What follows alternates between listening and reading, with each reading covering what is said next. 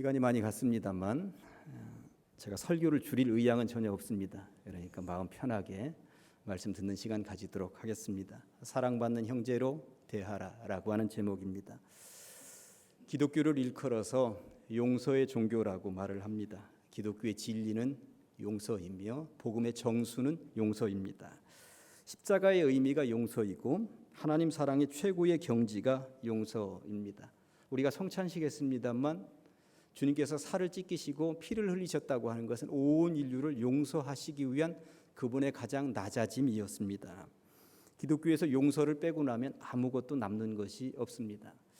예수 그리스도께서 매달리셨던 그 십자가에서 용서를 빼고 나면 그냥 나무 토막에 불과할 것입니다. 구약 성경을 살펴보면 하나님은 창세기의 시작에서부터 용서하시는 분으로 등장을 합니다. 아담과 하와가 범죄하였는데 그들을 용서하셨습니다. 이런 정신을 이어받아서 구약 성경에는 다양한 용서가 등장을 합니다. 20년 만에 만난 형제 에서와 야곱이 서로가 서로를 용서하고 용납하고 부둥켜 안고 눈물을 펑펑펑펑 쏟는 장면은 구약 성경의 가장 멋진 아름다운 장면 가운데 하나입니다. 좀 더 시간이 흘러서 야곱의 아들 요셉이 15년 만에 만난 형 10명, 그 형들이 어떤 형들입니까? 죽이려고 했고요, 노예로 팔아넘긴 형들입니다. 그 형들을 용서하면서 눈물을 펑펑 쏟는 장면은 구약 성경의 백미라고 할 수 있습니다. 신약으로 넘어오면 예수님의 십자가 사건은 용서의 절정이라 할 수 있습니다. 온 인류의 죄를 용서하시기 위하여 십자가를 친히 짊어지셨던 것입니다. 예수님은 베드로의 질문에 무한대로 용서해야 한다 하면서 70번씩 7번이라도 용서하라고 말씀하셨습니다. 누가복음 15장에서 우리는 용서와 관련된 예수님의 예화 가운데 가장 아름다운 장면을 만날 수가 있는데 탕자의 용서 장면을 볼 수가 있는 것입니다.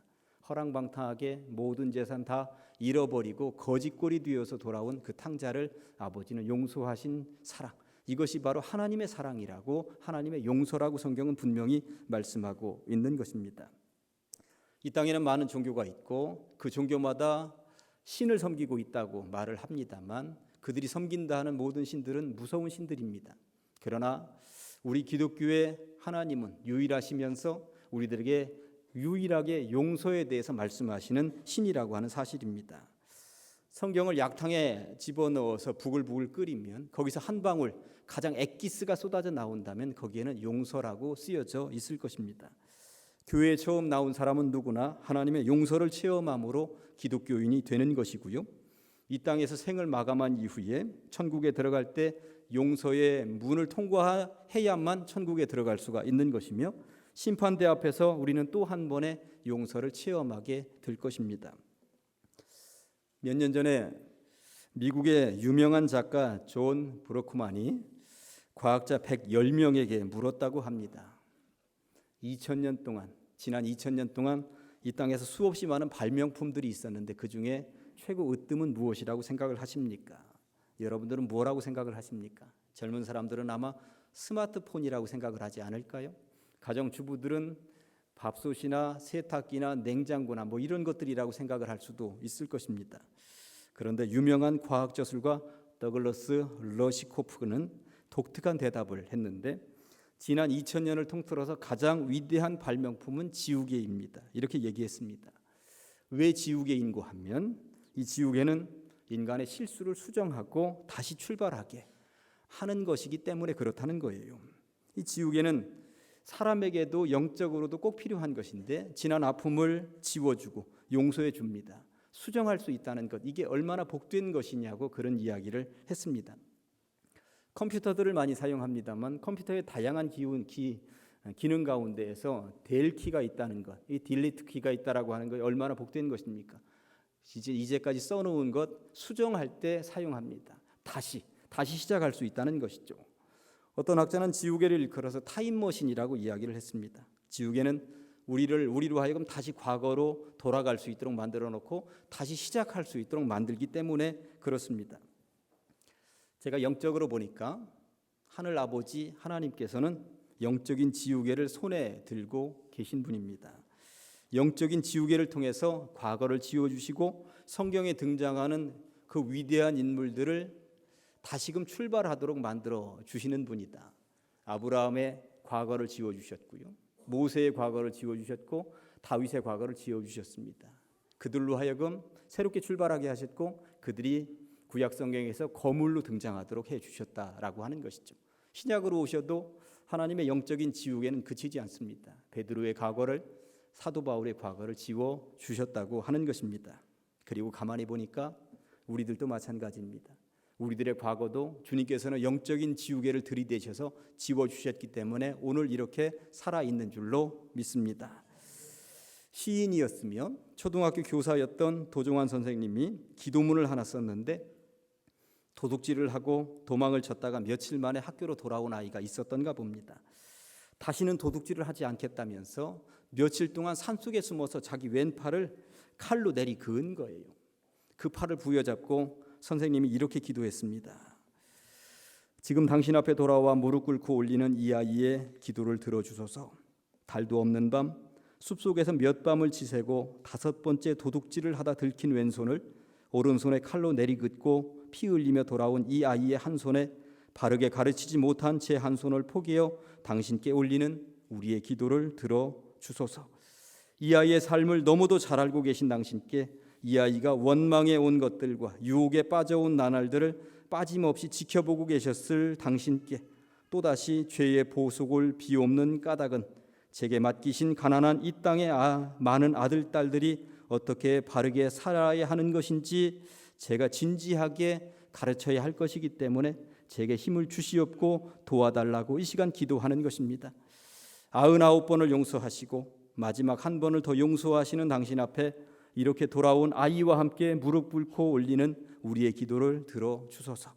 피 흘리며 돌아온 이 아이의 한 손에 바르게 가르치지 못한 제 한 손을 포기하여 당신께 올리는 기도를 들어주소서. 아멘. 선생님은 5번씩이나 도둑질을 했던 이 아이를 어떻게든 용서해달라고, 이 아이의 모든 죄를 지우개로 지워달라고 기도했던 것입니다. 좋아하는 사람을 사랑하는 것은 어렵지 않습니다.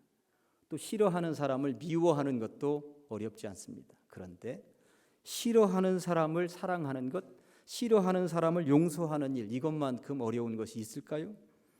그러므로 용서라고 하는 것이야말로 이 땅에서 사랑의 경지 가운데 가장 높은 곳에 올라가 있는 것이 아니겠는가 하는 생각을 해보았습니다. 지금 우리는 빌레몬서를 읽었습니다만, 빌레몬서는 사도 바울이 빌레몬이라고 하는 사람에게 써보낸 편지입니다. 사도 바울은 지금 로마 감옥에 갇혀 있습니다. 근데 로마 감옥에서 머물다 보니까 어떤 사람을 만나게 됐는데 오네시모라는 사람을 만나게 되었어요. 이 사람하고 대화를 나누다 보니까 오네시모는 빌레몬이라고 하는 사람의 집에서 종살이를 하던 사람이었는데 거기서 뛰쳐나왔어요. 그리고 감옥에 갇혀 있는 바울을 만났다 하니 이 사람 다른 데서 또 나쁜 짓 하다가 감옥에 갇혔던 모양입니다. 그런데 바울이 이 빌레몬에 대해서 생각을 해보니까 빌레몬 아는 사람입니다. 옛날에 자기가 개척했었던 골로새 교회의 유력한 신앙인이에요. 골로새 교회의 유력한 신앙인이었고 내가 그 교회 개척했었는데 이 빌레몬 집에서 종살이하던 종 오네시모가 뛰쳐나와서 나를 만나게 되었다. 이거 놀라운 하나님의 역사가 있는 것 같다. 이게 보통 인연이 아니구나 하는 생각을 가지게 된 것입니다. 바울이 빌레몬에게 편지를 썼습니다. 그 중심 내용은 도망쳐 나온 오네시모를 용서해 주라는 내용이었습니다. 바울은 자신이 빌레몬보다 나이를 더 먹기도 했고요, 골로새 교회를 세웠던 그런 권위도 있기 때문에 무조건 용서하라며 명령을 내릴 수도 있었겠습니다만 부탁을 합니다. 내가 그리스도 안에서 아주 담대하게 내게 마땅한 일로 명할 수도 있으나 도리어 사랑으로서 간구하노라. 뭐라고 간구하겠습니까? 용서해달라고. 그 옛날에 도망친 종을 잡으면 도망친 종을 죽일 수도 있던 시대였습니다. 그러나 바울은 그리스도의 사랑은 그런 것이 아니라고 얘기하는 것이죠. 이제는 새 시대가 열렸다는 것입니다. 용서의 시대가 열렸다는 것입니다. 바울은 빌레몬에게 용서만 부탁하는 것이 아닙니다. 용서를 한 이후에 신분의 변화까지도 부탁을 하고 있습니다. 사실 용서도 쉽지 않은데 이런 상황에서 신분의 변화까지도 요구한다니 이것은 너무 파격적인 요구였습니다. 12절에 보니까 내게 그를 돌려보내노니 그는 내 신복이라. 16절에 보니까 이후로는 종과 같이 대하지 아니하고 종 이상으로 그 사랑받는 형제로 둘 자라. 바울은 지금 오네시모에게 지우개를 들이댔으며 오네시모의 과거 행적을 지워주고 있는 것입니다.